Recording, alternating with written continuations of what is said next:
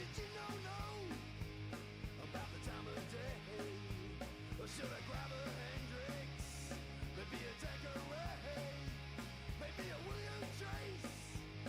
Or a Jim Murray?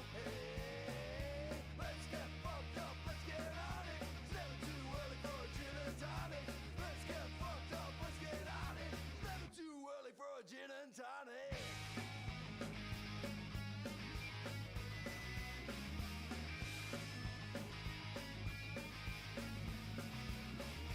Let's get fucked up, let's get on it. It's never too early for a gin and tonic.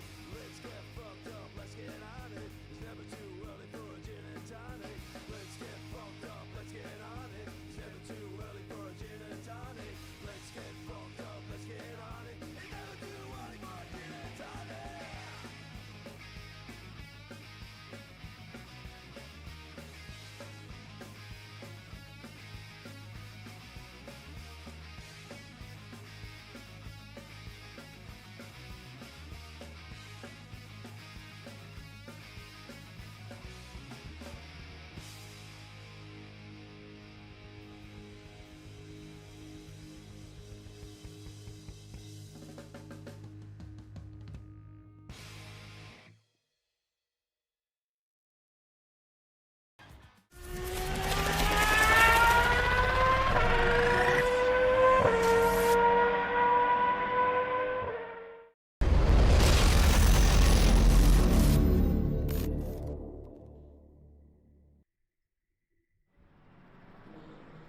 Ladies, gentlemen, viewers, Panasonic fridges and air conditioners, everyone in sundry, good evening.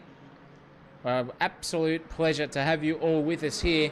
And we've got a bit of racing going on in the practice at the moment, but it is sensational to have you all with us here tonight for round 5 of the LMU Monday Night Sprint Series hosted by Australian SimSport Alliance. And this evening, it is my pleasure to welcome back to the commentary box the man who puts the M in magnificent, Biggest Dickus. Welcome to you, my friend. Yeah, hello, Zach O'Reilly. It is absolutely wonderful to be back, and it's where it all begun, really, isn't it? We're back at Brazil, where this series first kicked off with you and I in the commentary box all those months ago, and we've come full circle, and we've got a big grid tonight here for the racing action. Oh yeah, it's going to be awesome. We've got a beautiful situation coming to fruition here. We've got LMU experts in the chat. We've got them on track. We've got 9 hypercars. We've got 12 GT3s here ready to go for tonight, and you can see them all practicing at the moment. And the fastest man on the track in the hypercars, once again from last round, is Mr. Harry Lawrence. In familiar territory for him, Lindsay Muddle. If you watched last week's stream, you would have been treated to a beautiful scenario at Fuji Speedway. And the next quickest man in the GT3s, and the leader is this man, Matthew Spinazzi, as well. So we've got some practice heroes here tonight, that's for sure. And I'm looking forward to this one. How about you? Yeah, I am, and I'm absolutely excited to see if we see Harry Lawrence returning to the top step of the podium in Interagos. Obviously, last time we were here, he was the only driver to pull off the no-stop strategy, and what an achievement that was. It got him the race win. He was very much a dark horse, and since then he's just ever evolved as a driver, and I think that the winning strategy today has to be the no-stop. Well, we're going to see if they can do that and achieve it tonight. Here, we don't know what the weather conditions are going to be like in the racing, but it looks as bright as a rainbow at the moment out there for all the drivers. And you can see Mohamed Colombo having a little bit of a hairy moment there, just getting into the practice session with 2 minutes and 40 odd seconds left before we get into qualifying. We need some participation in the chat there. We have a prediction channel that we need to set up, but in the chat, give us your predictions for the evening. If you're a regular viewer, you'll know who is quick, but we need to see some results, who's going to be in qualifying. But speaking of which, before that happens, I think it's time with 2 minutes 24 seconds to go. Let's get the formalities out of the way and let's go racing.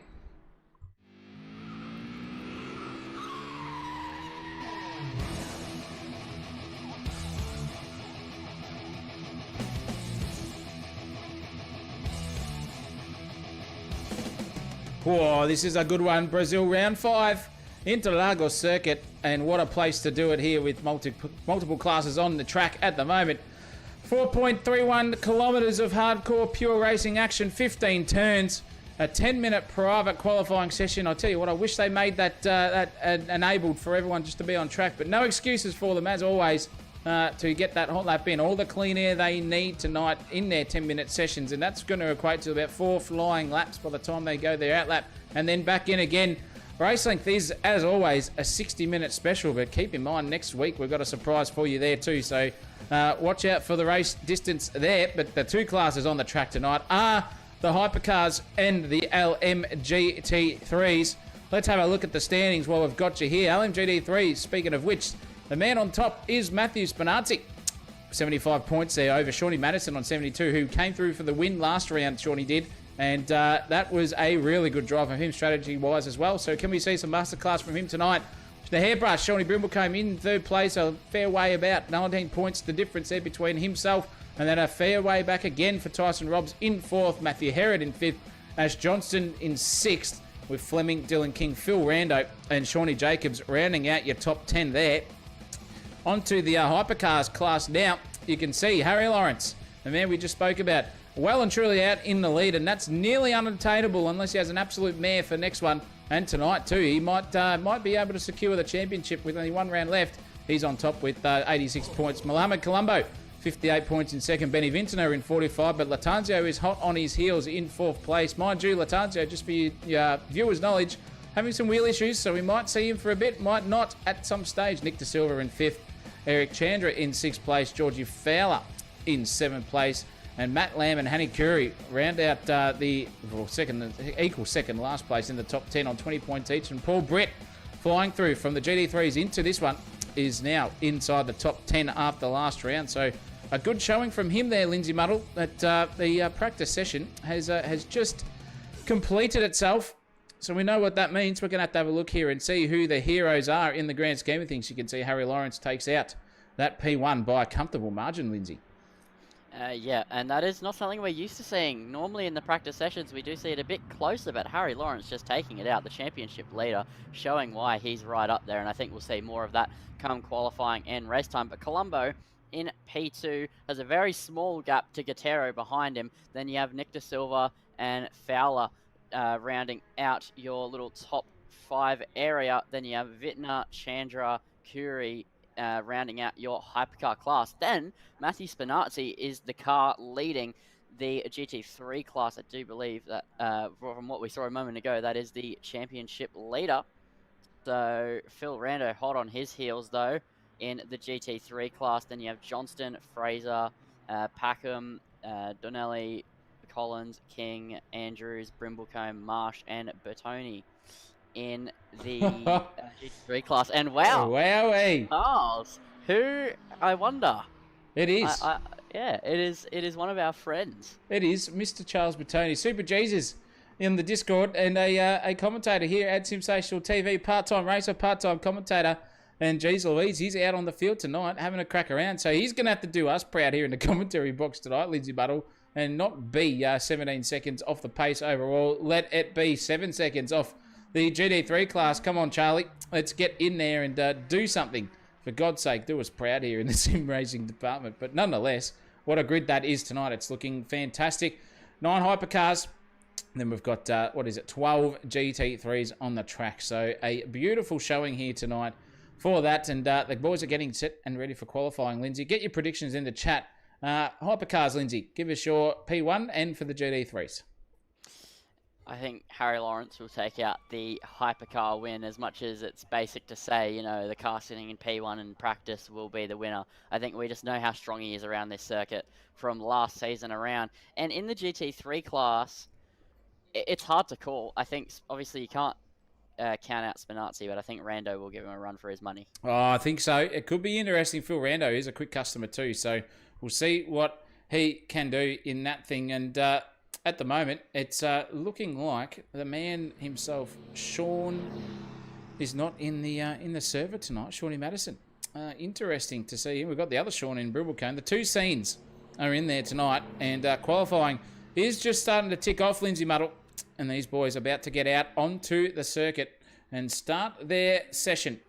And it's going to be interesting. 14 and a half minutes left. These hypercars take about a lap and a bit for the tyres to really start to get up to temperature there. And Nicholas Katera will be all over that here for the first opening stanza in the qualifying department. It's going to be interesting to see what we can do. And the conditions here look very, very nice indeed. Absolutely sensational, if you ask me. They're looking very, very spicy for the no excuses qualifying session coming our way.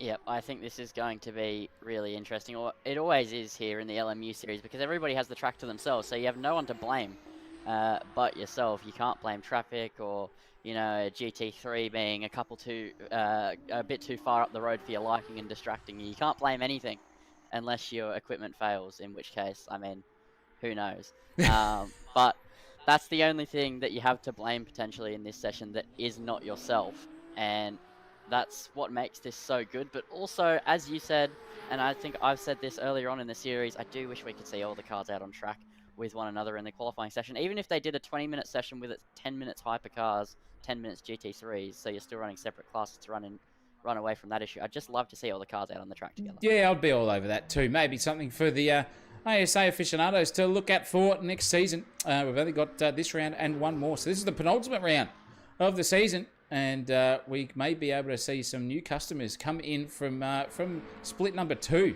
into split 1 with Alex K, the biggest emission from this season. And he mentioned before that he is just training up the young Padwans in the tier 2s, or what do they call them, split 2s, to get themselves into the main grid here. So it can't get much better help than that. And at the moment, I think it's time to ride on board here with Christopher Fraser. Lindsay Muddle, take us for a lap around Interagos. Alright, so here we go on board with Fraser in the McLaren 720S, making his way through the Center S. First gear, short shift to second as you make your way now into Curva du Sol, and he's sliding all about there. He's a slidey customer here in the McLaren as he makes his way onto the Retta Aposta, and he makes his way down towards the infamous Cedar de Lago. Several incidents have been known at this corner, but in qualifying sessions, it should just be on the limit. You shouldn't have to worry about a car running you off the road. It should just be taking it all the way to the exit and then completely flat out as you make your way up the hill and towards turns 6 and 7. So it's a very tricky double right-hander. You've got to make both apexes. The cars love to slide up the hill. You've got to be very confident to plant the throttle back down as he now makes his way into turn 8. You've got to just about get to the inside curb, and that's exactly what he does. Not understeering to open up turn number 9. The very long left-hander, 2 apexes in a GT car. In a car with higher downforce, you can take the whole left-hander on the inside as he now makes his way into Bica de Pato through the hairpin and then power out and open up this just about flat out left-hander in a GT car. He actually doesn't take it flat out this run. Maybe the tyres aren't quite up to the task just yet. And then to the final braking zone of the circuit, first gear, and then just get the power down, tip it through the corner. It'll make its way now towards the line. Top speeds just climb and climb and climb as he makes his way through the final 2 kinks of the lap and up towards the line. It's looking like a fast lap. Not sure exactly what the lap time's looking like, but he crosses the line. That did look pretty neat and tidy. Zach O'Reilly, what's the call? What's the lap time? Chris Fraser has done a 1:37.224, so that is putting him provisionally 4th at this point in time on the grid, and it's looking very spicy at the moment inside the hypercar class, because Mohamed Colombo has just gone bang with a 24.636 on his first flyer as well. He's about to start a second one. Already quicker than what we were in practice there too, by all in sundry. So beautiful stuff. But Nick De Silva behind him has set a purple first sector. So what can he do in the second one here in the hypercar class? Can he manage a 42.695? That is the quickest one for the boys on the circuit at the moment. We'll see what comes up if I can get the bloody timing tower to come up. There it is for your internet. He's just down, so he's PB'd himself, but he's just a 6,000th of a second, if that, off taking Mohamed Colombo, from the pole position. What can he do as he crosses the line in about 2.5 seconds time? Where is this going to put Nick De Silva? It's going to put him in third and stay there. With a 1:24.6, he had a mare on the final corner there, and that hurt him in the grand scheme of things. We've got purple sectors alight in the background as well. We've still got Spinazzi here in pole position for the GT3 class, and he's just gone through and done a 1:35.375 to be exact there.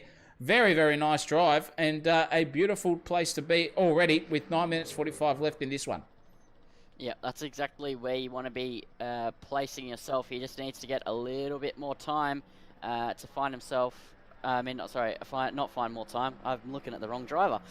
He just needs to probably improve a little bit more in the final run to give himself a complete safety net from the car behind, and that's exactly what he'll be looking to do in the next few laps. In the meantime, though, in the hypercar class, we have seen Harry Lawrence now finally get a time on the board. It took him a bit longer than some of the other drivers in this qualifying session, and he's not on provisional pole. He's actually a fair way off of it. He's 6/10 off Colombo in that Ferrari 499P, but he's currently up 2/10 on his previous best lap time, so the Cadillac will be continuing to push its way through the middle sector. These hypercars only get faster and faster as the qualifying session goes on, as the tyres get the temperature in. It takes a couple of laps, but then you can really give it a push, and that's what we see at the very end of the qualifying session. But Lawrence has been slipping and sliding around the circuit this time round, but he is still up as he makes his way towards the line in the Cadillac hypercar. Harry Lawrence has pushed this car to the limit. Can he place it closer to the pole position time? Can he put it on provisional pole position? Can he get to the front row in the Cadillac as he crosses the line? And he stays, no, he goes P3 in the Cadillac, but still a fair way off Mohamed Colombo in the car number 50. Yeah, 4/10 of a second. He's got to find here, Harry. So you better get on it, H, and get further up the grid. But qualifying is one thing, ladies and gents, and the racing is the next one. What is your race car like versus your qualifying car? That is two different scenarios you need to have a think about as you go through. But nonetheless, looking very nice here for Colombo. 1/10 away from any threat from Nick De Silva. De Silva is in the pit, so he's going to go for another lap here too as well. But the timing sectors have lit up because Spinazzi has increased his lead. Nearly 7/10 there with a 1:35 dead over Phil Rando in the Porsche there for second place. Looking pretty good indeed. The rest of these guys, it's going to be interesting because we've got more GT3s on the track tonight than the hypercars. So with these boyos flicking their way around the circuit, it could be one thing that the hypercars have to get themselves around in the race. But in qualifying, there's no excuses. There's no other cars on the track. These guys just have to go balls to the wall and make sure they can get right up there. Ash Johnston has set the fastest last sector with a 21.617. He's about 6 or 7 hundredths better than anyone else through the last sector. What is his time going to do here at the moment? He is a 1/10 down at the moment on a PB. So we'll see what he can do overall because he's stuffed up the middle sector. He's going to have to go for one more here with 7 minutes left in qualifying. Tonight, it's going to be interesting. He's in third place provisionally and looking very, very racing indeed. And boy, oh boy, does that Porsche sound pretty good as it goes flying past us here at Interagos. That is a car that you want to hear more of, I guarantee you tonight. That is a sensational sounding flat 6 engine in the Porsche. I love it. Yeah, well, I know that I love it, but I can't exactly hear it at the moment with the way that we always have the commentary box set up. You get the headphones and I don't. It's quite a shame. Well, I can't hear it. I'm pretending. As Lawrence, though, in the hypercar class, has finally arrived on the scene. He is leading by 800ths of a second over provisional pole to Mohamed Colombo. He had a bit of a rough first 2 laps. He's now set provisional pole, and he's now going out again for a second stab at it. Yeah, awesome stuff. Really, really close there at the top between himself and Colombo. Colombo has been quick this season, ladies and gents. Don't count him out at all in that Ferrari, that's for sure. He's been right up there. Harry Lawrence has just done a lot of strategical workings in the background and come through with some unexpected wins. And that's what he does the best. Can he do it tonight again? We'll find out in about 6 minutes' time plus an hour. We'll see what happens between himself. But 1:23.759 is nothing to shy about. I'll give you the hot tip. He's on his outlap at the moment. We've got green sectors coming at the moment for Nicholas Cotero, but he's just come full circle and starting his second hot lap here as well. What can he do in the first sector? He's just 10 hundredths off his personal best. The middle sector is where he's a little bit slower tonight, but can he gather it up here? We'll find out once that timing board tells you where he is in the grand scheme of things. Can he set a PB? This is a very tight, tricky section here in a hypercar nonetheless. If you run it too shallow there or too wide, you're off into the bunda. And there goes Cotero. He's lost it. He's locked up the rear brakes and he's sailed it in. That's going to be a lap deletion for him. He won't be looking at that one. He'll go back for another hot lap around here at the moment. What can the hairbrush do? And Shawnee Brimble came in the other Mustang. Spinazzi is dominating him at the moment. He's outside the top 5. He's in 6th, however, and he's only 6 hundredths of a second away from taking the P5 off Dylan King there as well. So we've got to look out. It's going to be Mustang versus Ferrari here for the final session. He's going for a lap here at the moment. PB in the first one as well. So up by 2 and a bit tenths on his own personal best. He's going to jump up at the moment. He's got 3 tenths to make up between himself and getting himself into 4th place from Benny Collins. The Stig there is sitting in 4th as well. What can he do through this lap? The first sector looks beautiful. The second sector timing is about to come up on your screen. Once he rounds this beautiful sweeping left-hander, if I can get it right, as we come through Shawnee Brimblecombe. What is that sector time going to tell us? Come on, man. Give us something here. 1 minute and 5 seconds. He's still got a bit to go. He's just about to cross it, and I got the timing sectors wrong. I thought it was midway through that corner, ladies and gentlemen. It's just coming up now, really wide there. Full dancing it, pushing it to the limit is the hairbrush here. Absolutely skin fading his way around this circuit. He's done a 25.75 in the middle sector. The third one is about to show up here. 6 seconds, 5 seconds, 4 seconds. If he needs to get up there, he's got to be doing 135 odds to get across the line. He's going to look like he's about to do that as he crosses the line. 135.937 puts him into 4th place now. Jumps Benny Collins and Dylan King. That is a good lap here for 3 minutes 34 seconds left in this qualifying session. The hairbrush back inside the top 5 where he needs to be. Yeah, and that is very crucial for his race. We know that the Mustang will be able to overtake come race time, but he needs to be in a reasonable position on the grid to really get amongst it on the opening few laps. But now we look to Colombo, who's purple in the first sector. He's 800ths up in that Ferrari, and he's going to continue to wring the neck out of it here with 3 minutes to go in this session, and there's still another lap for him here in Brazil. So if he improves on this one, that just sets him up with more momentum into the next one. But right now, he'll be looking to dethrone Harry Lawrence on that provisional pole position as he tips his way through the right-hander and then tiptoe through this long left-hander. Just all the understeer in the world you could ever think of happens through that corner, and then you make your way into Bico de Pato, where you've really got to get it hooked up, and he does get it hooked up. Short shift on the exit, and then open up this long left-hander. You can scrub a lot of speed or gain a lot of time through this corner. I'd happen to say he's gained a lot of time, but he is a 10th down in the first sector, nearly 2/10 down.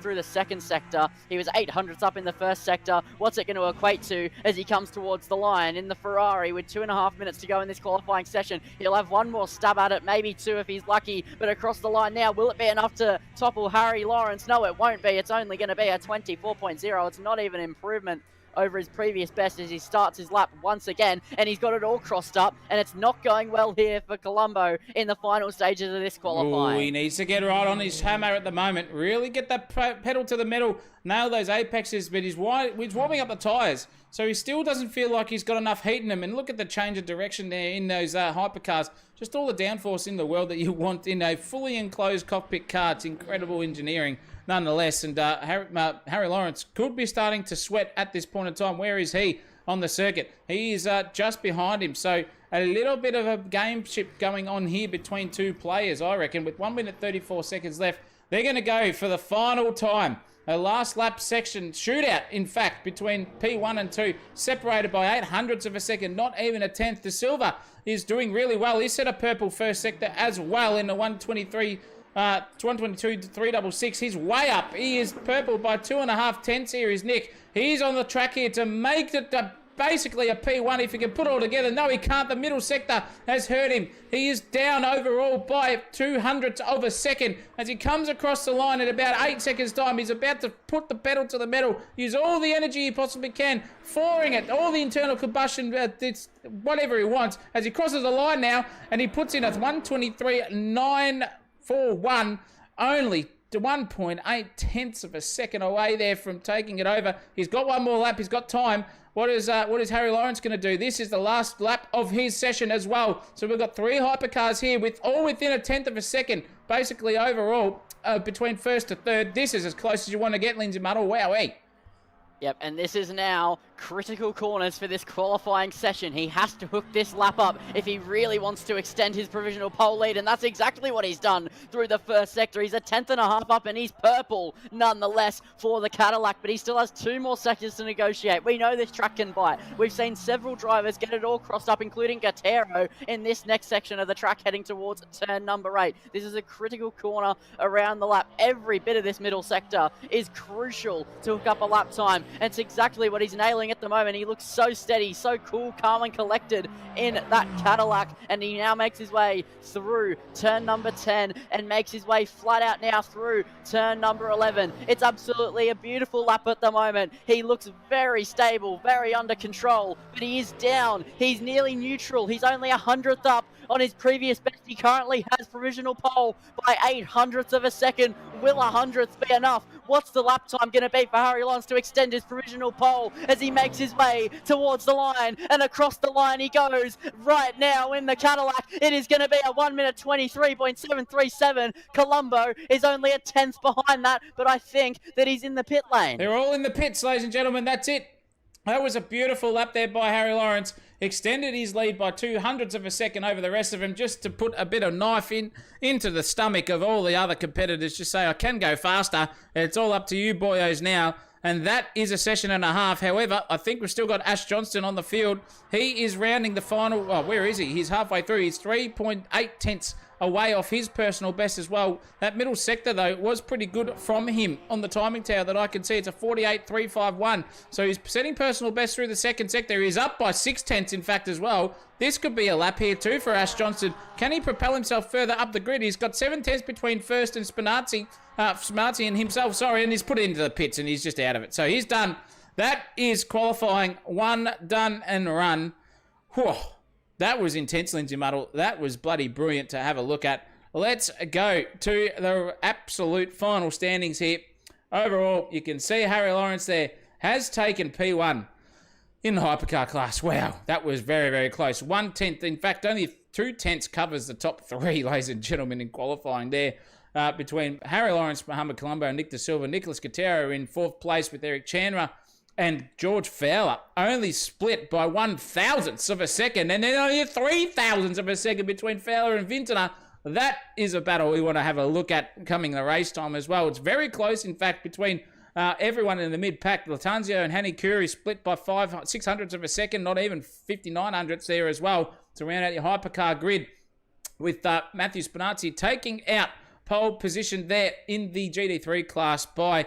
Oh, what is that? That's by nearly 6 tenths of a second over Phil Rando. Ash Johnston, 3 tenths behind him in 3rd place with the hairbrush, another 2 tenths away. And then it's a very, very close split between Benny Collins and Dylan King there. Only 400ths of a second split in those two. And then you can see a lot of guys just entering at the last point of knot there.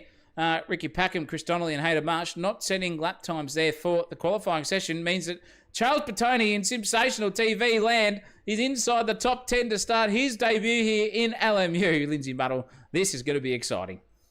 Yeah, I cannot wait to see how this is all going to pan out with the next hour ahead of us. I think that the battle up the front of the hypercar class is going to be class, as you could put it. I think it's going to be absolutely sensational stuff up the front and the mid-pack as well, looking close as ever in the GT3 class. Not potentially as close as it possibly could be up the front, but that mid-pack is always a little bit spicy, especially when the hypercars come around, which, as we saw the first time at this circuit a season ago, it can really become carnage at this track through the middle sector. There's just nowhere to go for the GT3s, and the hypercars always try and find their way through, and we are now gridding up for the main event.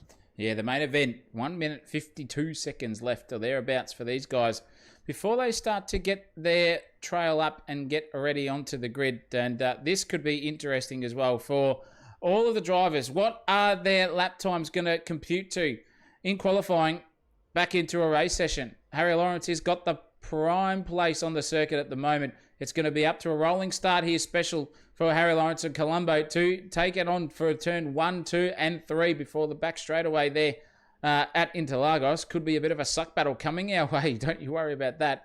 It's looking very spicy indeed. And as we get onto the track, you can just feel the tension in the air. Harry Lawrence has only been split by a little bit. So you know what? That can give you something to think about in the race department, Lindsay Muddle.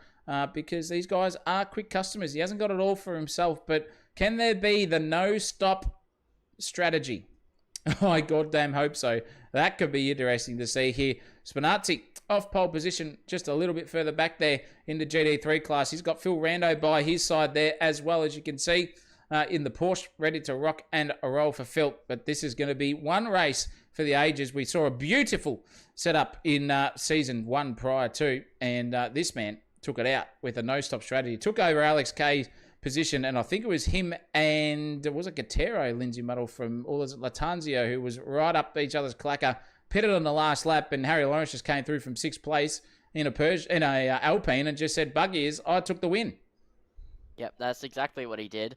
And I think that this is going to be really interesting because can the no-stop work for all of the hypercars? Is that what we saw? Was it the Alpine being able to save fuel? Or will we see Harry Lawrence pull a masterclass once again, this time in the fuel-burning V8 of the American Cadillac? I think that's going to be a very important factor as Harry Lawrence is now going to be taking off from the sector line and get ready to kick off proceedings in this race. He's leading the way.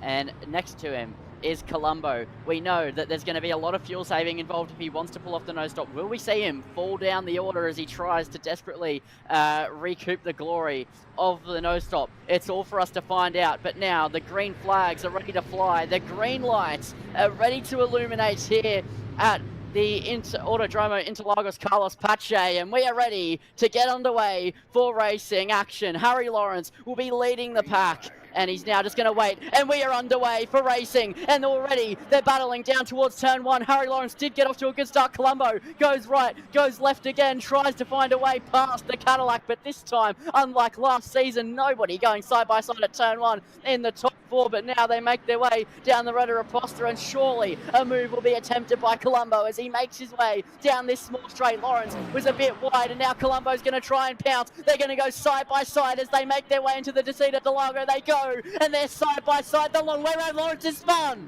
Oh no, disaster from Lawrence. He's spun his way out of this one. The GT3 cars are going to come sooner or later, but he can't get that job done. Oh, that is disaster for the big man. I'm sorry to say, but that is not where you want to be in the grand scheme of things for him. He is right down there as my timing tower has just disappeared off the screen and I cannot change positions here. Holy mackerel, this is incredible. Oh, goodness gracious me, it's all happening at the MCG. Where has it gone? I can't see it here. I'm going to have to go back old school here for a second and get these guys up because the lead up is way up there. We've got to see this battling happen here on the circuit.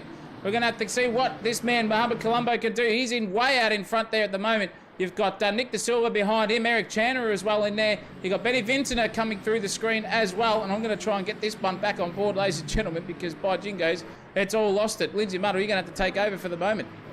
Alrighty, so Wittner is in pursuit of the Ferrari in front of him as he makes his way towards the center S. We've seen carnage and controversy already here in Brazil. On lap 1, Colombo comes into contact with Lawrence. I'm not sure what it was like without the onboard footage. Obviously, that's what the job of the stewards is for. It's not for us to try and make the call, but definitely not the way you want to start the race. But it was going to be a fantastic move a long way around from Colombo. But once again, this time last lap is where we saw the incident, but Wittner is not close enough to go down the inside. In the background, though, there was a Porsche and an Alpine going at it. Not sure which cars they are. I believe it's Gattero, but I'm not sure who the Porsche is in the Jota livery. But once again, up the hill we go into the second sector. Wittner trying his hardest here to pressure the Ferrari of, I believe, Chandra in front of him at the moment, and currently they're all flying along. Their tyres will be coming up to temperature as our good friend in Sensational TV, Charles Bertoni, has picked up a penalty of some description. Not sure what it would be, but not the way he wants to start off his debut here in the LMU series. But Wittner still pushing that BMW. You can see in the background there's a big back of the field fight going on at the moment. They're pushing as hard as they possibly can with one another. It's 4 cars very close to each other. Fowler, not Spinazzi, we're back in the GT3 field now. Here's Rando in the GT3 field. We haven't seen these guys since the race start before we even got underway, but Rando is in the thick of it here in 3rd position. He has a fellow Porsche in front of him, Ash Johnston, and then a car behind him as well of the Aston Martin. I'm not sure who the Aston Martin is, if I'm entirely honest. I haven't memorised this grid top to bottom without the timing tower. It's definitely difficult, but Zach O'Reilly's really putting in the work behind the scenes. Oh, I'm in trouble. To try and get it done. He's in trouble, ladies and gentlemen. And LMU doing LMU things, but we continue on. At least we're not watching Porsche Cup, or the game's not crashing. We still have cars on a track going around the circuit on our screens, and that's the most we can ask for, I think, at the moment. But as they make their way through the first sector, we've lost everything, so I don't even have the driver on the screen. I don't know who I'm looking at all. We're just watching a Porsche. It's Rando pushing his way around the circuit, as always, as we now look to Ash Johnston, the second place car. He's still in hot pursuit of the leading Ford Mustang. He's pushing away in the yellow Mustang. He's given it his best go to try and get away. At the moment, we saw him take pole position, and he did drive away in that session. He was 5/10 clear, but in race pace, that Mustang does not look as strong, and Johnston is relatively staying with. But when will the hypercar traffic hit, I think, is the main question here. Zach O'Reilly, what's the technical report? What are you up to at the moment? The overlays has crashed, ladies and gentlemen. It's giving me what I can see on OBS, which is not coming through on OBS either. We are in royal trouble here. We're going to have to keep flicking through to see what's going on in the hypercar class here at the moment. For us all to gather on. Lindsay Muddle, you're going to have to get the vocal cords warmed up here, because I'm going to be struggling here for the next couple of minutes to try and get this thing going. I think you can put the leaderboard up on the top left, the LMU leaderboard. Somewhere in there, so if you want to try and get that up. Yeah, standings, I think. Yeah, that's the one. There we go. That does something. That's better than nothing here. In the hypercar class, we're currently looking at Curie in the Jota liveried Porsche 963. He's trying to chase down Guerrero as, oh, what's going on now? And we've lost the timing tower again, as Curie trying to chase down Guerrero in the Alpine at the moment. And then Vittner's just up the road. We have live gaps here with these overlays, so we can see the gap between them is only 0.6 of a second between the Porsche and the Alpine, and then it's 2.3 to Vintner up the road. The gap between the leaders, though, Colombo and De Silva, are only separated by 0.9 of a second here up the front. So that is absolutely fantastic to see that they're not separating too much. They're not within striking distance, but he's definitely just got his presence there, does De Silva. He's trying to pressure Colombo to the best of his ability until the Ferrari makes a mistake, but we know that Colombo's a hard man to catch out. He took a win out earlier this season. I can't remember what round it was, but it was quite a fantastic drive. I think it was Sebring. He took it home, and he is absolutely flying at the moment. Is De Silva and Colombo up the front. They're continuing to battle away, but Chandra also not giving this one up too easily. The gap between De Silva and Chandra is only 0.8 of a second, so that Ferrari also giving it the boot as he tries to push along here in the top three. He doesn't want to give up any sort of space to the top two. He knows that he's well and truly in the fight here, but I think the question is, how's the lift and coasting going for everyone? Chandra, is he lifting and coasting at all? It doesn't look like it. Maybe the no stop is going to be easy to execute, but considering what we saw in the first season of the series, I wouldn't happen to think so, and I think that we're going to see a lot of drivers try the pit stop strategy, but I'd love to take a look at Lawrence at the moment. Currently, he spun on lap 1, but he was the pole sitter. Is he trying to fuel save and do the impossible for the second season in a row? Oh, we'll find out, and I've finally got it all sorted out here, ladies and gentlemen. Just got to get the get everything back onto your screen as well. But yes, a very good hypothetical there, Lindsay Muddle. That's for sure. As I just try to get this back on the board here at this moment and point in time. Where are we? LMU overlay. Let's get that up on the board there. Oh. There we go. We are back with all the official. It's ready to go. I've just got to get this thing sorted. Give me one uno momento, ladies and gentlemen, and let's get the tower up and the session. We are back, are we? Yes, we are. We're on. Yeah. We're back onto it now, ladies and gentlemen, finally in the LMU department. Holy mackerel, we are right back in this battle at the moment. And you can see these guys all having a good crack. 0.6 of a second now between De Silva and Colombo, not letting go of each other. Benny Vinton is there too. And we can see Hanny Curie at this point in time just trying to circulate his way back around the field at this point in time. But the battle is still happening here between Nick De Silva and Colombo, not letting go of each other here. I'll give you the hot tip. It's beautiful stuff to ride on board, but we're going to have to find out, ladies and gentlemen, to see where that energy battle is. I know it's early, but let's just have a quick squiz and see how much energy these boys have got. They're already at 70% here, so much earlier on in the field there. Is that Lindsay Muddle? That's interesting to see, because that's not going to be enough here to get yourself through. But what is Harry Lawrence doing? at the moment, 78%. He's the highest of them all, ladies and gentlemen, already is Harry Lawrence, although he did spend a little bit of the track time off into the bunda, so he probably has got a little bit less, but that's going to be interesting. Mind you, if you're new to the series, ladies and gentlemen, that virtual energy percentage there is basically enticing for the guys to see when they have to pit or not. And that's not going to be enough here with 69 already done for Mohamed Colombo, getting pressured by De Silva here. He's used the most, second most Eric Chandler, the 2 Ferraris, are very inefficient on that battery, Lindsay Muddle. Yep, and I think we're seeing the same with a lot of the cars at the moment. I'm surprised Guerrero doesn't have more battery considering what we saw on theme last season with Harry Lawrence, but we also know he did a bit of fuel saving. I actually went back and I looked at the replays from last season. I went back into the archives to figure out how Harry Lawrence did it, and I don't think we'll see the energy disparity too clearly just yet for that Cadillac who's up the back. He has 78%. He already has more than most of the drivers, but he did a lot of pushing at the start of the race last season round. And then he did a massive slow up through the middle stint with all his lifting and coasting because he was in the middle of the pack. He didn't want to lift off too early. But then we saw him lose about 5 seconds a lap almost while fuel saving to try and make it work. And it didn't lose the pit stop range either. Lawrence I think we will see a big lap time drop off from him again at some point in the near future before he then picks it up again at the end of the race to bring it home with only 2% battery left, which is exactly what he did last season. So if he wants to try and recreate the glory, that's how he's going to do it. But speaking of glory at the moment, Benny Collins is looking for a move in the GT3 class at the moment. The Aston Martin, as he makes his way towards the Center S, has King in his iron sights, I guess you could say. I forgot what I was going to say, so I've made up any other sort of reference as now we make our way through Curva de Sol and then down the Reta Reposta. The slipstream is powerful in these GT3 cars, and he is closing. The big Aston Martin V8 is roaring and towards the braking zone of the Descida de Largo. Will he be close enough to make a late lunge? Oh! No, he won't be. Oh, but that's a big check up on the apex, and I think he's given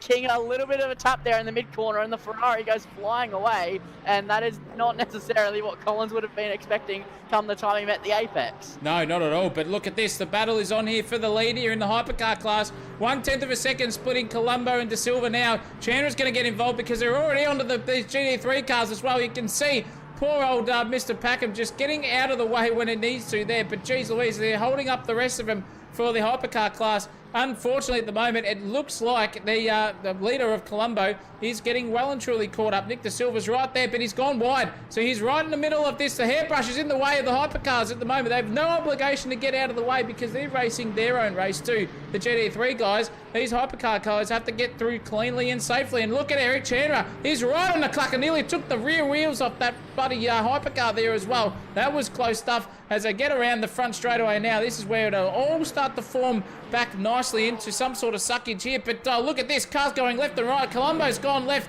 Chandler's gone right as well, and then De Silva's gone right also. Narrowing a bit of a suck battle here. Look at the pace difference between them all too. Jeez Louise, that's incredible stuff to see. And you can look at Nick De Silva here, just looking very, very tasty on the back of Colombo. Colombo's made an error there too, so now this is a beautiful scenario here for Mohamed Colombo to try and defend a position. He's got a little bit of a suck here off the Phil Rando there in the Aston Martin in front of him. No, the Porsche, sorry. And looks like they're both going for it. The blue flags are waved there. The GT3's not getting out of the way. Colombo right on the pressure point here. This is incredible stuff here. We're only 47 minutes left into this race, and we're already seeing lap cars coming into a battle here for the P1. Could it come to Mayor? Oh, no, nearly did there. That was so close between Johnston and Colombo, and then Johnston's checked up poor old De Silva too. They're out of the way now, just at the point of not there. That was nearly disaster. And oh, no, look out. Here comes Chandler too, trying to get past Ash Johnston there in the Porsche. He's going to be hampered here because he's gone wide at the apex. And boy, oh boy, wowee in the fair dinkum department. That was as hairy as Greeks back there trying to get through them. Woohoo! This is what racing's about, multi-class levels. You name it, Lindsay Muddle, we've got it all here for you. I cannot believe what I'm watching is now De Silva's down the inside of Spinazzi, who's leading the GT3 field. But poor Ash Johnston was not that far away from Spinazzi a few corners ago, but he just couldn't seem to catch a break. He had the leader up his inside, then he had De Silva up his inside, then Chandra trying to go up his inside, then round the outside through the middle sector. The poor man could not catch a break in that Porsche, but the winner of all of that was definitely Colombo. He had only 4/10 minutes behind him, maybe less towards the Descida de Largo last lap around, and now he has nearly a second. So I think the Colombo will be counting himself just a little bit lucky with where he caught that traffic. A lot of it he caught was down the straight, and who wasn't so lucky was De Silva, who caught a lot of the traffic around the corners, as now Collins is trying the long way round at Curva de Sol, and he's still on the back of King here, fourth position, but this time he's a lot further alongside than he was last lap round. There's a bit of a contact moment there between the two of them. We saw this time last lap there was contact in the middle of the apex at this corner. Will it happen again? No, Collins is not all over the back of King this time around in the middle of the corner, but he does get a slingshot on the exit as he makes his way towards turn 6 and 7. Surely he doesn't go for a move here in the Aston Martin. No, he's going to decide better of it and try maybe a move into turn number 8. He's going to size this one up, but he runs wide. The Aston Martin just not as strong as Ferrari in the high-speed corners, but it's all kicking off here, and now we know once every 12 minutes the hypercars will be around trying to lap these GT3s, which is just absolutely sensational stuff. And I think that theme is going to continue, as up the front the gap is once again 8/10 from Colombo to De Silva, and then 6/10 from De Silva to Chandra. And if they get through the GT3 pack as poorly as they did this time around, next time they catch, that could invite Bittner in it as well as Guerrero. Oh yeah, definitely. It's all happening at the front here as well. It's still happening at the back here now. We've got a bit of a suck battle of the hypercar train. This is Hanikuri looking for half a move there. Can't get that job done at the moment over Nando Latanzio there, who's had some wheel issues the whole time as well, so he could be disconnecting at any time. But tell you what, Hanikuri's keeping him honest there. 0.3 of a second between those two. They're the closest battle on track there in the hypercar class, but it's still on for the lead here. De Silva is strong in certain areas, and Mohamed Colombo is stronger in other areas, and that is what's keeping him interesting at the moment. It's probably at the point where you need to be the quickest for Colombo at the moment, which is the final turn onto the front straightaway. It's all uphill there. You need to get the perfect exit, but at the moment it looks like De Silva has got the overall pace on that Ferrari in the Porsche. I'll tell you what, he's looking very, very racy and skatey at the same time. These tyres at the moment, with all the scrubbing and looking and hairiness that they're looking at the moment, with 44 minutes left in this one, already at 61% or thereabouts, average about 62% battery life. Can they get to 30 minutes being over 50%? I'm not too sure here. I think we're going to see something happen in these hypercar classes, and all the manic behaviour that we've got going on here at this point in time is probably going to amount to nothing once they come into the pits here to do some battling. Or is there going to be some beautiful energy-saving tips there for the rest of them? I'm not too sure what we're going to see, but nonetheless, that's your scenario, and it is still on like Donkey Kong here between these two, not letting go of each other. Nick De Silva driving the absolute tits off this Porsche at this point in time, keeping Mohamed Colombo interested, as well as Eric Chandra, because if these two start battling and battle hard, I reckon Eric's going to go in and probably take P1, a 2-for-1 deal, Lindsay Muddle, and that could be where he needs to be. Yeah, and I think this is really interesting here between the top three, but I think you're right. I think that they definitely won't be over 50% battery come the halfway mark of this race, and considering the pace that they're pushing at, the Porsche definitely showing its strength is in fuel saving. It will be able to box later on in this race. Will the overcut be stronger, I think, is the bigger question then. When you get to that talking point, I'm not sure, but what is Harry Lawrence's battery? I'm really interested in. I know he's up the back, I know he's been spun, but after that first round at Interlagos a season ago, I just can't seem to get over it, and I can't happen to think that he's going to try and do it again, as once again, as we round turn number 12, De Silva is hot on the heels of Colombo at the moment, and he is pushing as hard as he possibly can down towards turn 1. The Porsche maybe not having the straight line speed that it potentially needs to try and get past Colombo, but he's definitely stronger in the corners. Chandra has 2 purples at the moment. He's the fastest car on the circuit as he crosses the line. He sets the fastest lap of the race to boot as they make their way down towards turn 1. There's a GT3 car and Chandra goes late up the inside. There's contact between De Silva and Chandra as they make their way through turn 2, and that was a very inopportune time for Charles to be on the apex of the corner at turn 1, and both the hypercars having to negotiate their way past, and Chandra is able to close up a little bit more. There was a long side moment between the two of them, but it wasn't quite to be for Chandra trying to get the move done on De Silva. Colombo definitely had a sigh of relief there on the apex of turn 1. He gained a bit of time, but De Silva's so good at closing it back up here through the middle sector and up the hill, and it looks like that Porsche is just so strong where it counts in the corners, but it doesn't quite have the legs in a straight line. But De Silva Silva's not done just yet. He's still pushing. He still wants another bite at the overtake here with 41 minutes and a bit remaining here in this race, and he's trying to find his way through as they make their way, they crawl their way through Pico de Pato and then towards turn number 11 and 12, completely flat out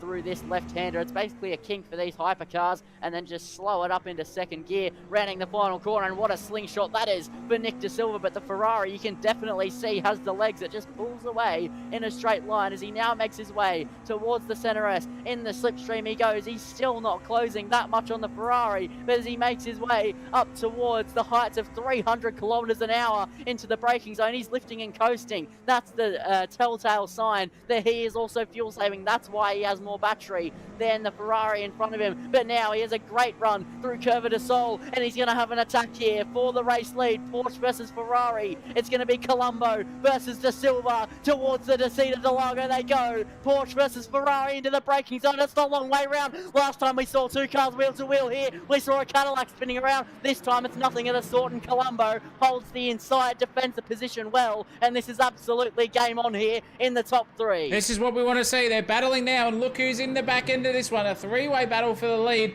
Chandler has been involved in this one. He's watching them all come together and hoping that they come together as well, because he'll get a free position out of this too. They've got to be careful where they need to battle and where they don't need to battle, these two lead players, because if the more they keep doing this, the closer Eric Chandler is going to be as a threat. And poor old Porsche is right in the middle of a cork in the bottle situation. A sandwich of Ferraris, in fact, right on his clacker and in front too. So just a little bit of strategical brains, a bit of a chess to be played here for the rest of them. Just got to make sure that we know where we can attack and where we can defend, but not to draw in another competitor. You don't want one car behind you, let alone two cars in the lead. I'll tell you what, for Mohamed Colombo, he's got it all to think about here right now. Big brain energy has got to be coming away. Chandler has had a bit of a mare there on the final sector, so he's dropped back down the grid at this point in time. We can see them making through turn one nicely. Look at the different lines they take. De Silva beautifully just cut the inside, and you can see the advantage that it gave him there over the Colombo right at the moment. He's going to go for it again here. Has he got enough energy? Has he got enough suck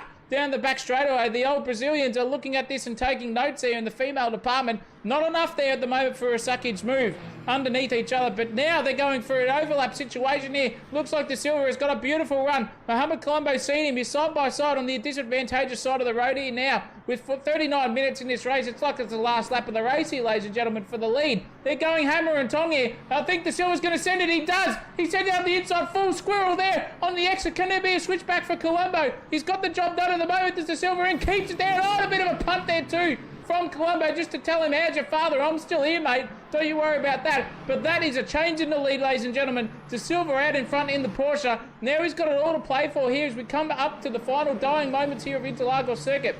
The front straightaway is the strong point for the Ferraris here, 2018 Formula 1-esque style, but he's got a bit of clean air in front of him now as De Silva. What has he got left in that battery? Has he got enough charge there to keep it behind in the Ferrari department? We're going to have to go on board here and see what Colombo's looking at, because I'll tell you what, that little bit of suckage here is advantageous now, but he can't get close enough here over Dick De Silva as they cross the line for another procession here. He's going to send it up the inside. Has a half a look. Does De Silva go defensive? He does there, but just on the point of not. He's got back onto the racing line, and he's going to dart out through this first sector. It's where he's been strong all night, ladies and gentlemen, over the Ferrari of Colombo, and you can see that he's gapped him by about 3.5 car lengths within 3 corners, ladies and gentlemen. That is sensational racing from all in sundry, and I think now Colombo's going to have to think about the guy behind him in Eric, because the two Ferraris now, no team orders between these two, I guarantee you, but now it's all up to Chandler to make sure he can get past him, because we've got more GT3s in the way there. Geez Louise, indeed. We've got Mr. Power in front of him.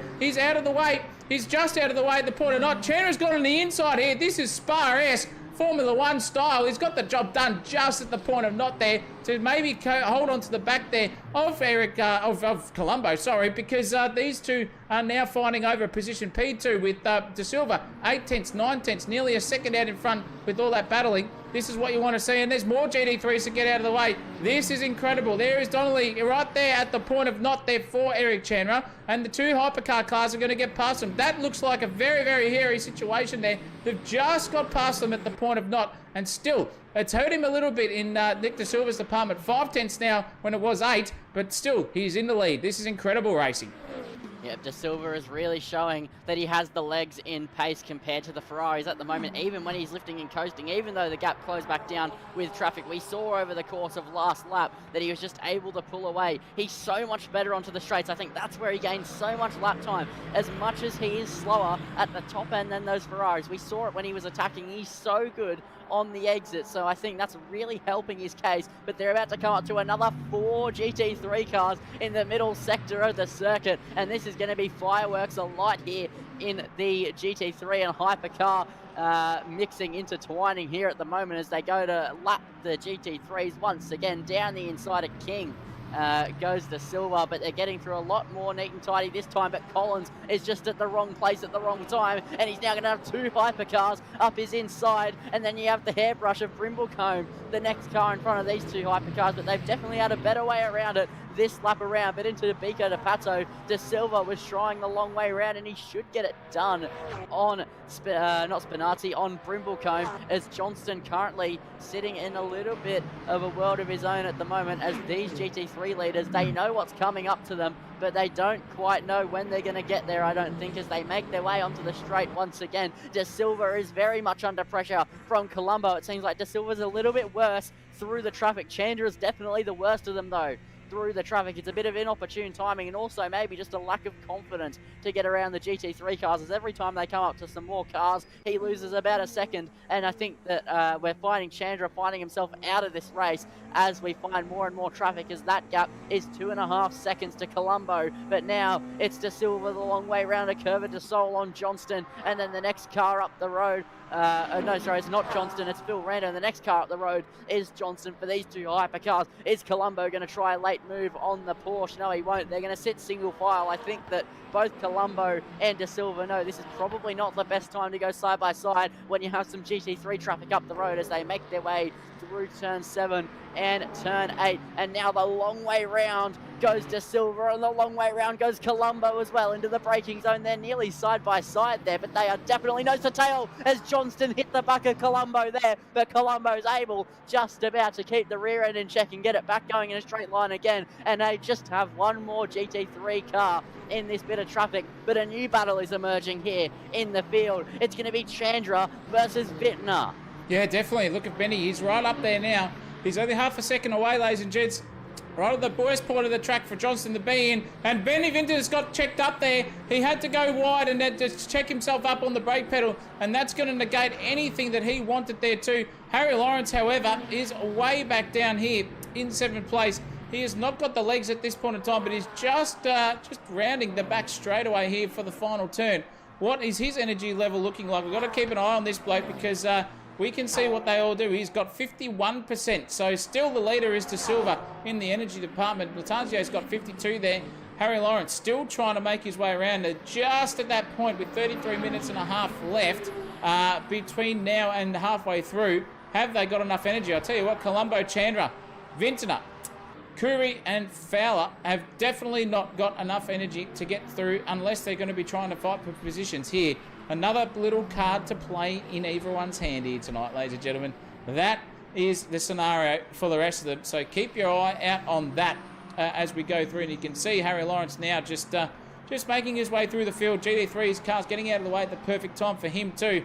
It's still happening at the front there for the hypercar class, but in terms of the battling here, it's on because Dylan King at this point in time is at the back of a Ben Collins, Shawnee Brimblecombe train here. 3 of them abreast, only half a second between the rest of them as well. We've got a 3-way battle. We've got Shawnee Brimblecombe, Benny Collins and Dylan King there as well, and also Ricky Packham right involved in this too. So this is a 4-way train for GT3 cars. These guys now know what the situation is. What has the hairbrush got? Because the Stig, or not the Stig there, is looking very racy there over the Mustang there for 4th place. It's hot property here in the GT3 class, and same at the front there between Colombo and De Silva. Only 0.2 of a second splitting them, and 0.2 splitting between Ventnor and Chandler as well. We just don't know where to look here on Sensational TV. It's all happening.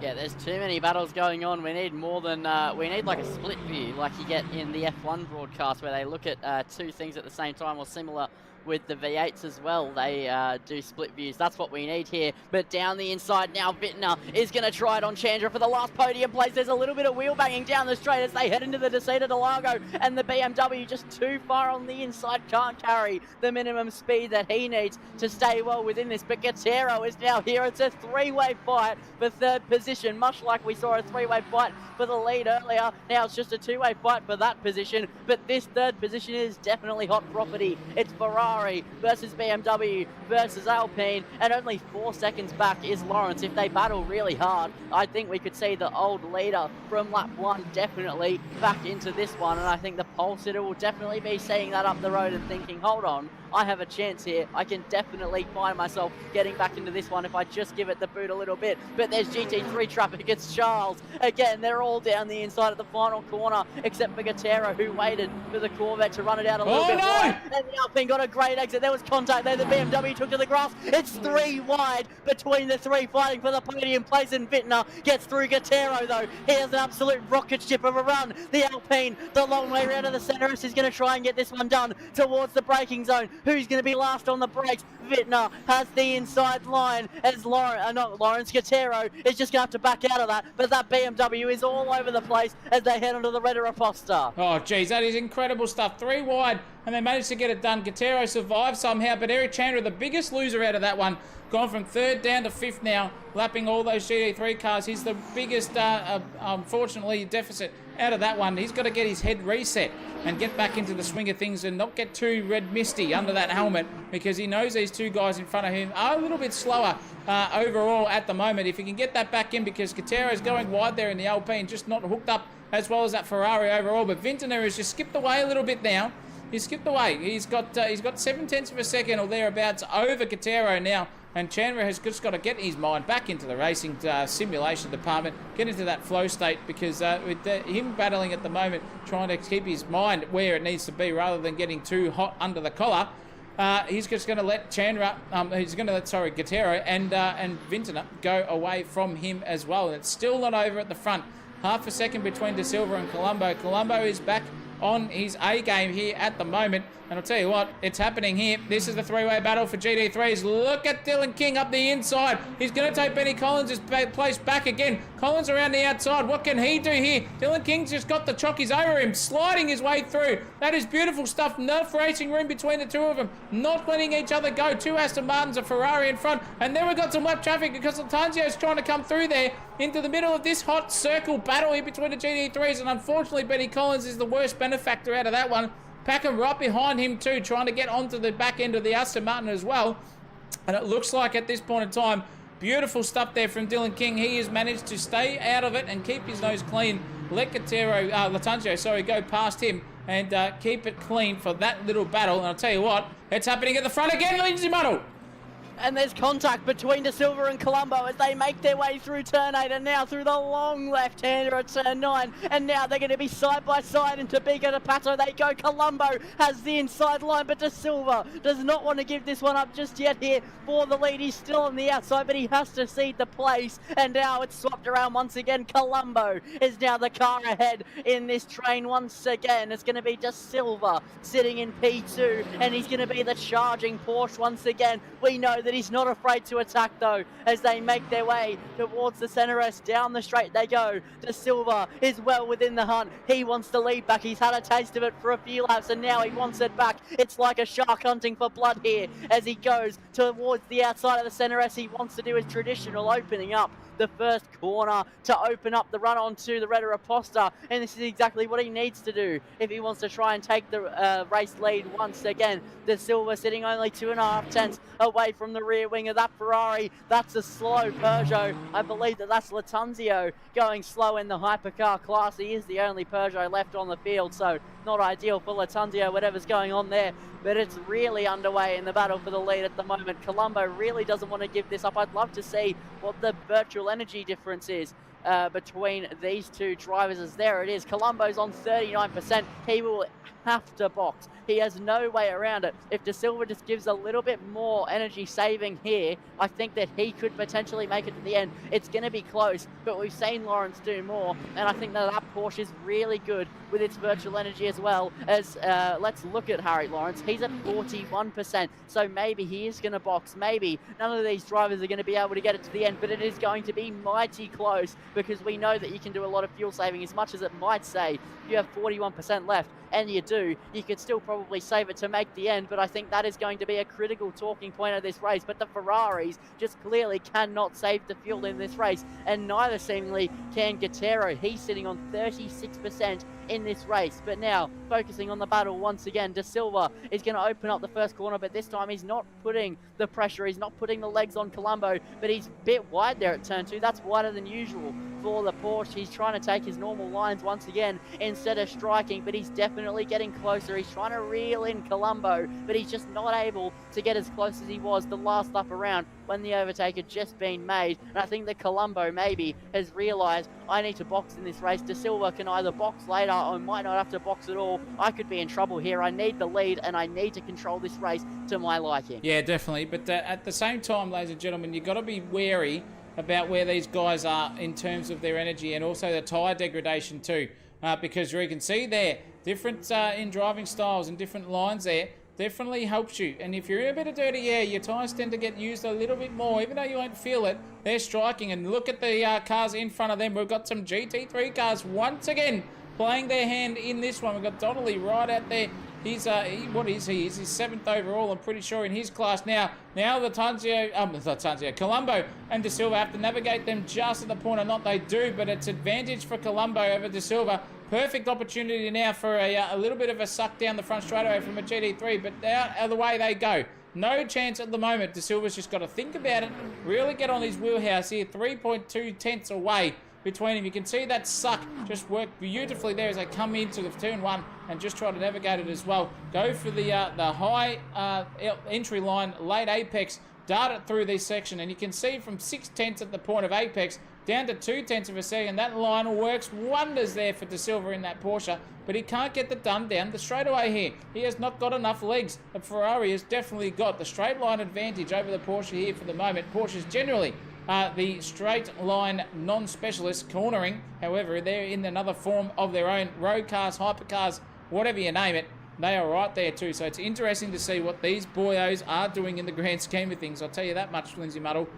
It's on like Donkey Kong here at the front. It is definitely the closest battle on the track. The GT3s are all within a good second or two of each other, so we can't look at this because it is all on like Donkey Kong here. Right up the clacker, the gearbox, so to speak, Murray Walker style, is De Silva over Colombo. Now they're going wide. The Colombo just went a little bit too far there, and it's given half a snip there for De Silva just to get right back on his tail end here. Another bit of a suck battle coming up their way for the back straightaway onto the front straightaway now uphill. Perfect exit needed there for both of them. I think Colombo's got a good one. So is Nick De Silva there too. So they're looking very racy at the moment. 2 tenths of a second now. This is going to be very, very close in the suck department here for the both of them. 1 tenth, nearly 1.5 tenths, and it's ever decreasing now. You can see them going full defensive there. De Silva versus Colombo once again. De Silva's going to go for the send up the inside. He can't get the job done. Colombo's defended it beautifully. Around the outside goes De Silva. Can he switch it back here again once more for that beautiful exit? He can through turn 3 now. Look at the difference in pace there on the exit too between the Porsche and the Ferrari. Colombo knows all about it. Perfect view here from the bird's eye view. You can see De Silva going left, going right. Doesn't know which way to go. Colombo's just got to hold it steady mid-corner there. Defensive driving masterclass there from Harry. Muhammad, sorry, in the grand scheme of things. Beautiful stuff there to keep De Silva behind.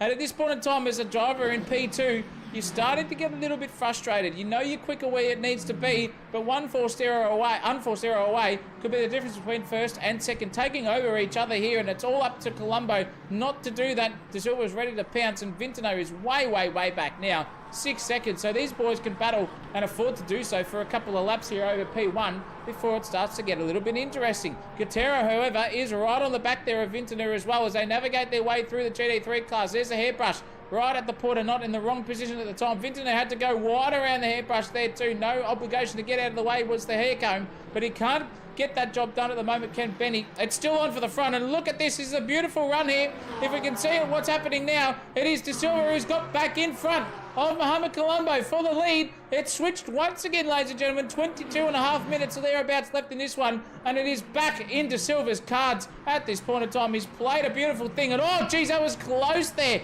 From, I think that is that who I think it is? That is Latanzio trying to get back on the lead lap there and battling with the guys in front. He doesn't need to do that at this point in time because now it is De Silva out front. Half a second advantage over Colombo. This battle has not ever gone away at all for the whole trials and tribulations that we've come through. With GT3s in the way, we've had 48 minutes and a bit of racing done.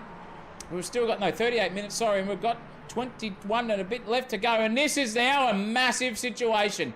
Look at all these GT3s in the way. De Silva's got to be wise here. Can he send it up the inside? No, he doesn't. He just holds himself behind there as well. Colombo's right up the clacker of him now. Around the outside of Matthew Spinazzi, the leader in the GT3 cars now. He's got out of the way beautifully there for this little battle. And it's still heating up, ladies and gents. Now back down to 4 tenths of a second. 3 tenths if you mind that. Between these two guys, a Ferrari's got the legs on the front straightaway. De Silva has to get an absolute beautiful run out of this final corner coming up right now to be under no threat from the Ferrari behind him, and he's done so. 4.5, 5 tenths of a second. Now that gap is going to decrease. Watch the timing tower there on your left-hand side of the screen.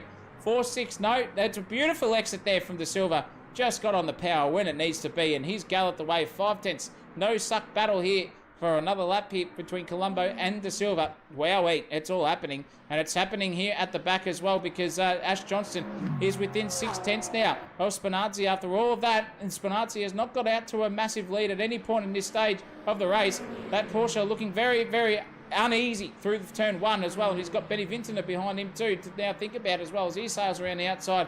There goes, that is Nicholas Cotero there as well, trying to unlap himself too. Now they're getting past all these these GT3 cars as well, but the battle is well and truly on. These guys are not letting go of each other. I'll give you the hot tip at the front. We just cannot keep this eye off this battle. Cotero versus Vincenado, however, is looking spicy also here between 3rd and 4th place. A final step on the podium, Lindsay. This could be anyone's. Yeah, and look at Lawrence in the background as well. He's not that far away from being in the fight for the 3rd position. He's had an absolutely masterful recovery drive at the moment. He's giving it absolutely everything he can in that Cadillac to get back into this 3rd position fight up the front as well. De Silva and Colombo only 5 tenths separated, but our eyes stay locked on Vintner and Guerrero as they continue to battle away, and Lawrence and Chandra in the background are only 1.3 away. This is about to become a 4-way fight for 3rd position. It's going to be Alpine versus Cadillac versus BMW versus Ferrari. It's all the hypercars you could ever imagine except the Peugeot and the Porsche all battling it away for the final step on the podium. Whoever gets to spray the final sparkling water here on the podium as they make their way towards turn 1. Vintner is not under pressure from the Alpine at the moment. I think the main theme we're seeing with Guerrero is that he just doesn't quite have the legs in a straight line to try and get past that flying BMW's V8. It absolutely roars as it makes its way down the Retta Reposta, down the main straight. Every single bit of power it can put down, it puts down. It's at the very, very top end where the Alpine just about has the legs on the BMW, but it takes too long to get there, which is why we're not seeing too much of an overtake attempt mounted here from Guerrero. But as I say that, the gap is within 2 tenths of a second as they make their way up the hill through turn 7 and 8. This is a critical corner around the lap, every lap. It's very easy to get a little bit too loose, but with 18.5 minutes to go, Zach O'Reilly, what's the energy situation looking like? Oh, let's have a look, Lindsay Muddle. Let's have a quick squeeze at that energy percentage. 32, 28, 29, 24, 28, 30, 33, whatever you want. They're all under that third of a tank left, so to speak, in the battery department. They've all got enough here, I reckon. They're all just starting to slice their way back into conservative mode there on the battery. And you can see Lachlan Andrews there just coming a cork in the bottle there. Maybe for Vincent. No, he doesn't. He gets a beautiful run out of the final turn. But that could be interesting. I still reckon they've got enough here, Lindsay, for the no-stopper in the hypercar class to do so. But who's going to come out on top? Harry Lawrence has got equal second worst or third worst battery life there. 26% now for him. But he's a fair way back in terms of the lead, but he's not too far off this battle. And we're right on board with him here now. And you can see the difference. Vincent versus Guerrero just starting to get a little bit squirrely there. Those two in front of Harry Lawrence. So what can this man do? The masterclass of strategy we've called him over this whole season, and he's putting himself in the front lead of this whole championship, leading it by a country mile.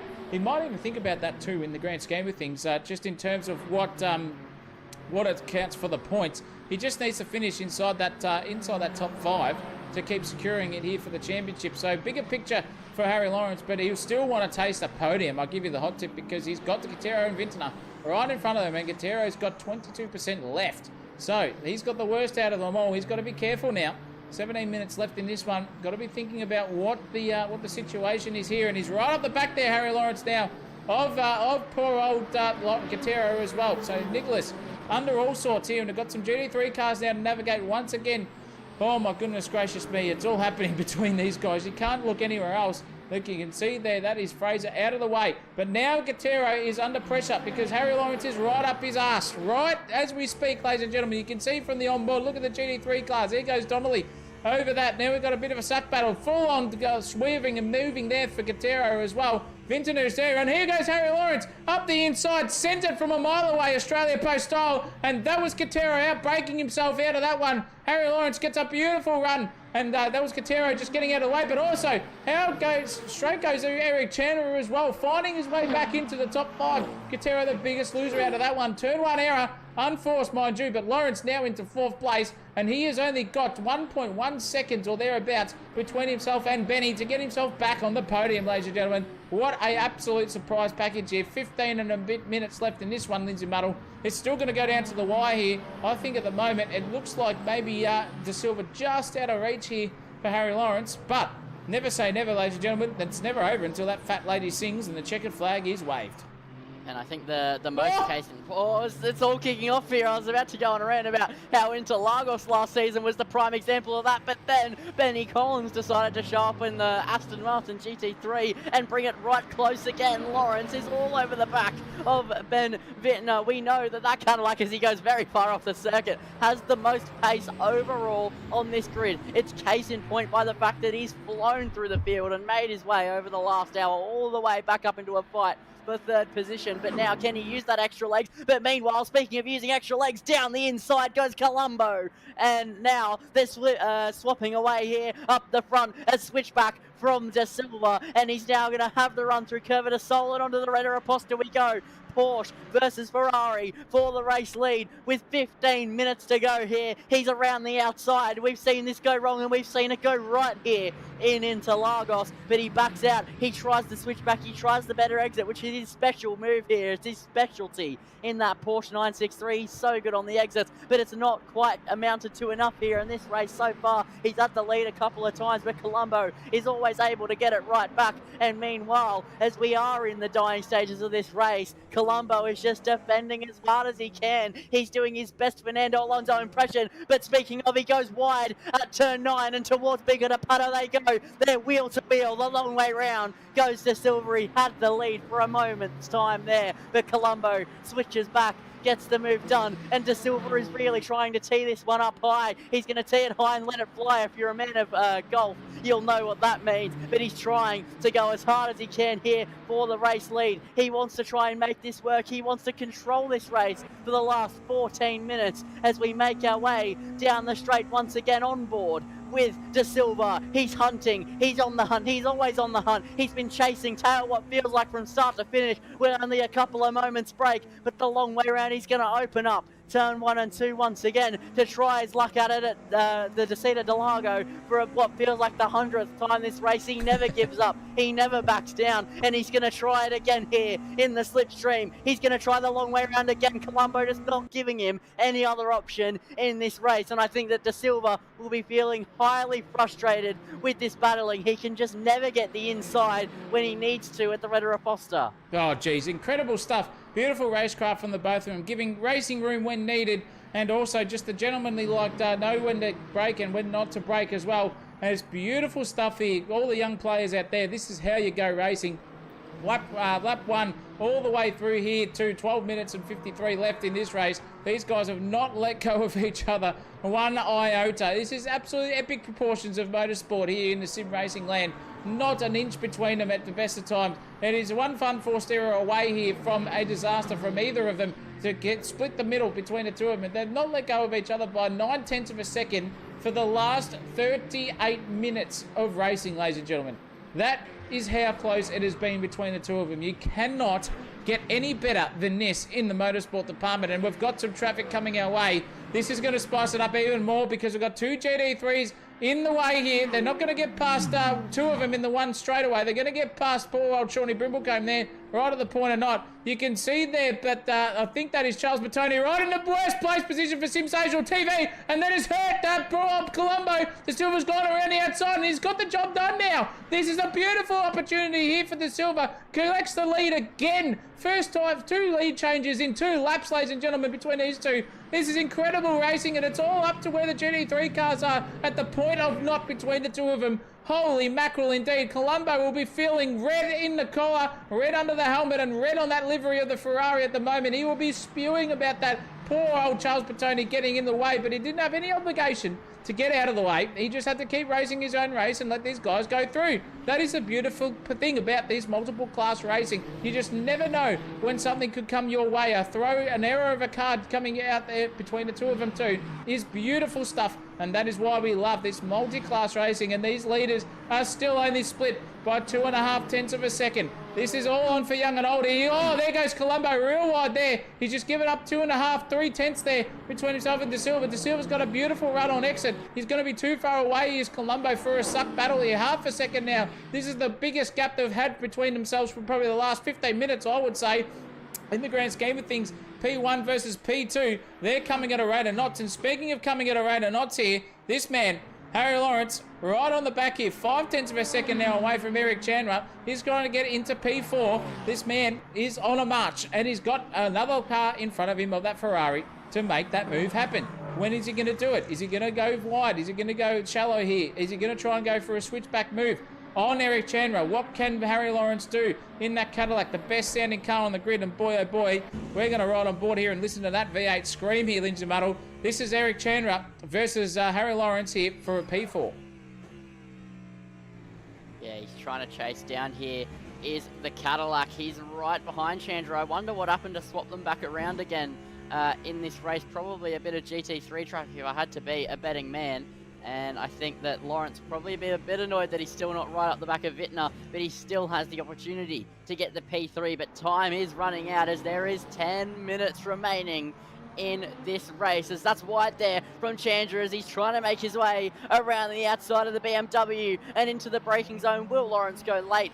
No, he won't. He's going to just sit behind, just get past the GT3 traffic safely, and he's going to try and mount a charge later on. We know that the Cadillac definitely has top-end speed with that American V8 underneath it. It absolutely flies in a straight line, but I'm not sure that he's close enough here as they make their way towards the center S. Never mind, scratch that, he definitely is. He got an absolute slingshot off the final corner, and now he's going to make his way the long way round. It's definitely interesting to try and get the long way round of any corners, but he's nearly clearing the Ferrari, but into the braking zone. That is very late on the brakes from Chandra. He goes deep for the pleasure though, as now the cutback, the great exit there from Lawrence. He has the outside of Curva de Sol, but he's now going to sweep the long way round, and he's nearly got the move done, but he's inching ahead.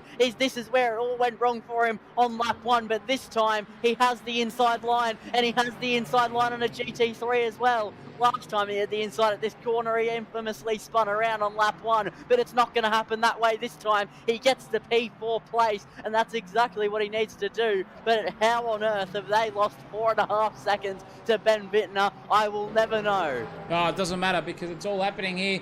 You've still got this little battle going on. It's 4 and 5 tenths of a second between first and second still between De Silva and Colombo.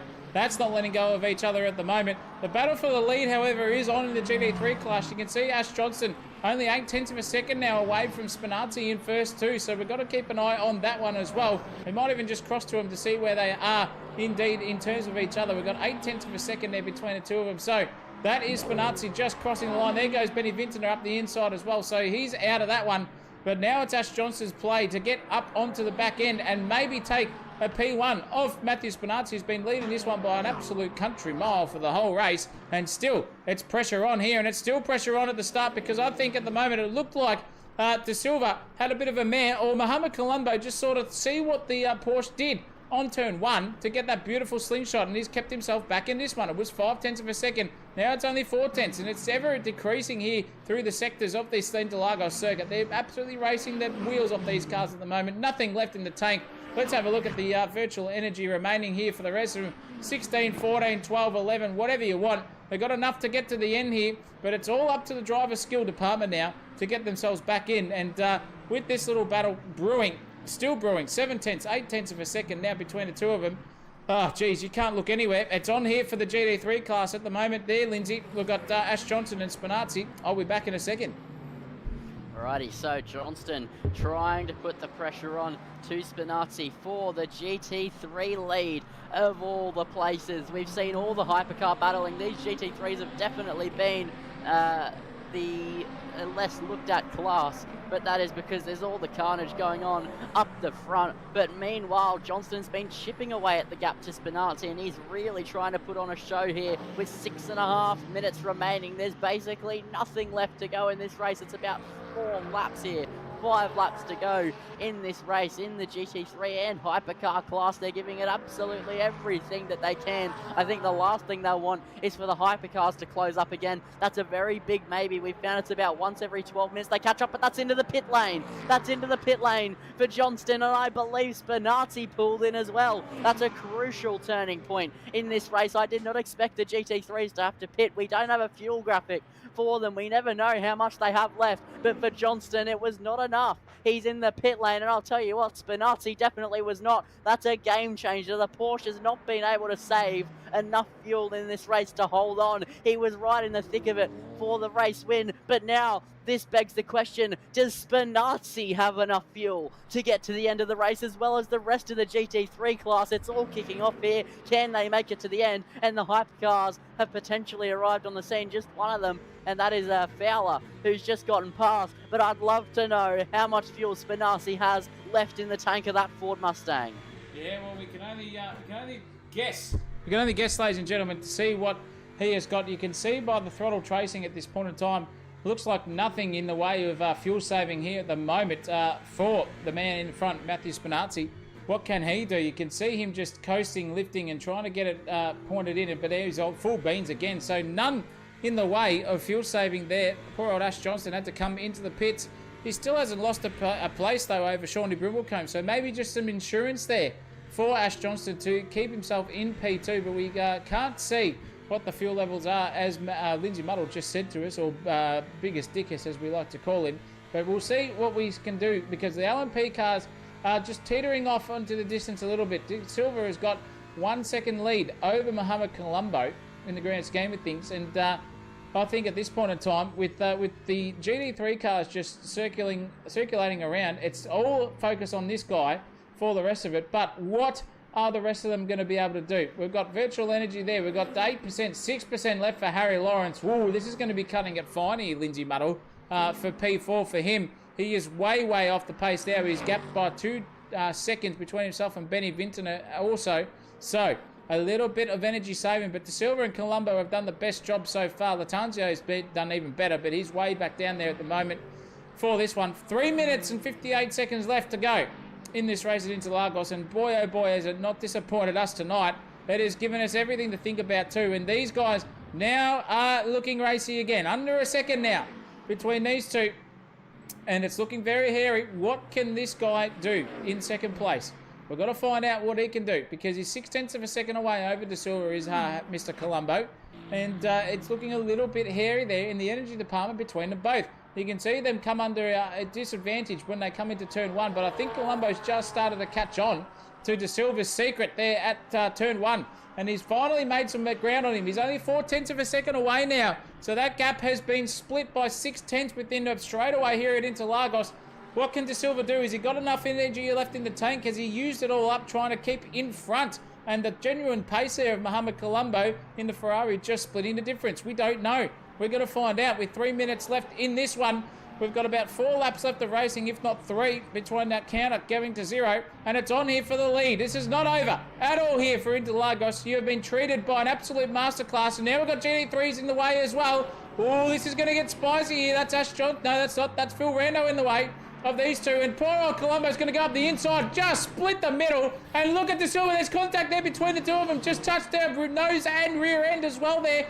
Sort of trying to get onto the old drug train there was Colombo, and he's lost a big gap there. It was 0.3, Now it's back out to 0.8 of a second. De Silva probably breathing a little bit of a sigh of relief there over them too.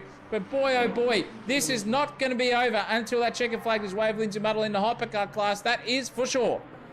Yep, it's never over until the checkered flag flies. As we found out for the second time we've ran into Lagos in a row, it's just always delivers. It is such a good track for racing, and we're seeing it again. We've seen so many battles, so many different dramas and GT3 traffic moments to count as well. There's under 2 minutes remaining in this race, and who will win is still not clear. But what is clear is the fact that there's a real possibility that the person who pulled it off to perfection last season, Harry Lawrence, might not get the no-stopper right. I don't think he's going to make the end of this race, but regardless, up the front is who we're really worrying about here, as De Silva and Colombo are fighting hand in hand. There's a bit more of a gap than usual. In fact, De Silva's really seen the opportunity to try and pull away, and he's got over a second to Colombo. He saw the gap get to 0.8 and he said, hold on here, do I have tyres to work with? And clearly he does. As in the background, that was also Colombo very wide, and I think that the pressure's getting to him in the cockpit of that Ferrari. I think that he's really struggling now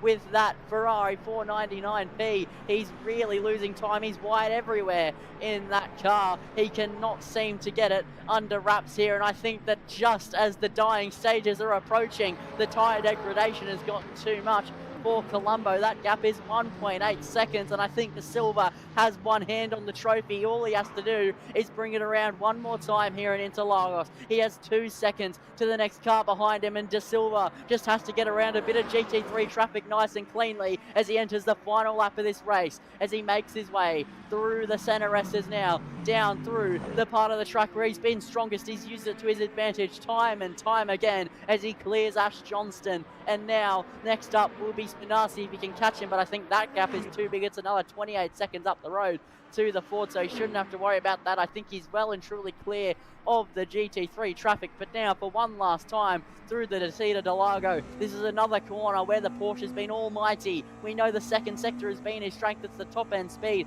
where Colombo had the chockies, but I think that has just about cost him, as I think the tyre wear, once it's well and truly on, has really cost him, as now he goes down the inside of Charles Bertoni, the one and only from Sensational TV. He gets that one done on the Corvette, does De Silva, just making sure he negotiates the second sector nice and cleanly, even with a bit of traffic in his way. He makes his way through Pico de Pato for one last time. He's had a good couple of moments at this race, including the penultimate lap where it all went wrong for him, as he's going to sit behind the BMW and wait for a turn 12 move. He knows he doesn't have to stress about it too much, as behind him Colombo is 2 seconds away, and he rounds the final proper corner of the circuit. He has a couple of kinks to go. De Silva was the best man with his tyres. He had the exits all race, and he used it to his advantage. He had the lead for so few times during this race, but he has it when it counts. He crosses the line, and he wins the Brazilian Grand Prix. Wow, awesome draft starts up there from De Silva. Colombo in second, gallant effort from him too. Wowee, that is one of the best drives I've ever seen in my whole entire sim racing commentary career at this point in time. De Silva versus Colombo. Take a hat off to each of you. Colombo's rage quit already. He's had enough. But that was some of the best racing I've ever seen in this one. Benny Vinzner comes through and takes third place. Harry Lawrence did not have to pit. Finally, we just got there at the last moment for Harry Lawrence in fourth place. But Nick De Silva is the man of the moment. Georgie Fowler comes through in fourth place to take overall in the grand scheme of things for the hypercar class. That is a good result from him. Hanny Curry in fifth place. Eric Chandra just crosses the line now into sixth position. Nicholas Cotero does the same thing as well, with Hanny Curry in the pits already, and Latanzio, poor old Nicholas Latanzio. Those gremlins coming his way in the wheelhouse department, unfortunately for him. The winner, though, for the GT3 class is this man, Spinazzi. He's going to come across the line very, very shortly and take the win by an absolute country mile, in fact, over everyone as well. He already knows he's got the job done. Everyone else is pitted, but he's going to circulate, take the win by a fair margin over the rest of them. 30-odd seconds between himself and Ash Johnson. A great drive there from Spinazzi, and you can see him doing exactly that now, trying to get that GT3 Mustang to do some form of donuts. Turns the traction control off and just gets a celebratory spin-style action there. Beautiful way to finish off the event tonight. And speaking of which, that man, purple highlighted, Nick De Silva. Beautiful stuff. won by 3.5 seconds over Muhammad Colombo. That racing was sensational. Some of the best I've ever seen in my life. Benny Vintner, gallant 3rd place. Harry Lawrence in 4th. Georgie Fowler in 5th place for the top 5 with Chandra Gatero, Hanikuri Latanzio rounding out your hypercar grid there. Hats off to Spinazzi. Took it absolutely to the death for everyone else and stamped his domination at the quickest lap of the race as well to boot. 36.372 for him. Ash Johnson in 2nd place. The hairbrush comes through in 3rd. Cracking drive from him. Ricky Packham in 4th place. A very, very nice drive from him. Phil Rando in 5th. What could have been for him, 5th place and 2nd out of the Porsches overall. Betty Collins in 6th. Not too sure what happened for him. He was in 3rd place at some stage there, Lindsay Muddle. Donnelly Andrews, our sensational one and only Charles Bertoni, rounds out 9th place with Chris Fraser, Dylan King and Hayden Marsh all calling it quits way too early in the proceedings as well. But nonetheless, top 10 for Charles, and he'll be happy with that for us here at Sensational TV. Yeah, that was an absolutely cracking race. I could not believe it. There was side-by-side moments every lap of the way. Always there was a car within 1 second of one another, and I don't think I've ever seen anything like it, especially here in this series. We've had some absolutely amazing races with Sebring and Brazil last season, just to name a few. There's been even more. Every race is always really good in this series, but that definitely takes the cake for me as one of the best races that we've seen in this series. And I think one of the best races and closest races I've commentated for quite a while. And what a race it was here in Interagos. I think I'm going to be thinking about that one for a while to come. And I'm also going to be thinking about how do I get the highlights out of all of that with all of the chaos and drama that went on. But Nick De Silva comes out victorious, and that was a stellar drive from the Porsche. Yeah, absolutely. Stuff of legends. We just witnessed here tonight on a Monday night here in Australia in Le Mans Ultimate. I tell you what, these guys need to get that service set up here in Australia because, boy, oh boy, this racing is some of the best in the world. I can guarantee you that. And hats off to everyone involved here tonight. That is it for us, though. However, an absolutely massive thank you to everyone in the chat tuning in, all of our 18 concurrent viewers as well tuning in at the same time. Thank you for being with us and giving us some thumbs up there as well. If you haven't already, give us the video a like and press that subscribe button to Sensational TV if you haven't as well already, and click that notification bell button because we've got plenty coming your way this week, that's for sure. It's going to be great here at Sensational TV, but what a race.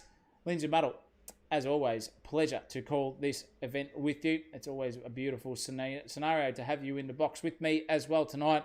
Massive thank you to all the racers for Australian SimSport Alliance there. What a race we just got witnessed tonight. Wowee, I am absolutely head over heels for that one. But for us here tonight, Lindsay Muddle puts the M in magical, as he always does. And I'm Zach O'Reilly.